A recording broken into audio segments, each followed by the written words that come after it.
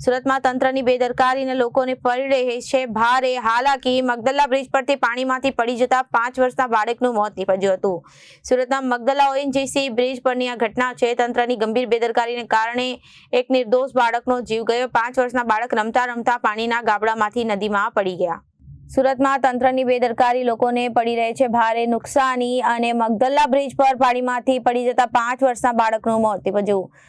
સુરતના Magdalla ONGC bridge પરથી આ ઘટના બની હતી। તંત્રની ગંભીર બેદરકારીને કારણે એક નિર્દોષ બાળકનો જીવ ગયો। 5 વર્ષનો બાળક રમતા રમતા પાણીના ગાબડામાંથી નદીમાં પડી ગયો હતો। બાળકને બચાવવા મગદલા બ્રિજ નીચે રહેતા મજૂરોએ તાપી નદીમાં શોધખોળ શરૂ કરી હતી। 7 કલાકની ભારે મહેનત બાદ પણ પાણીમાંથી બાળકની લાશ મળી આવી હતી।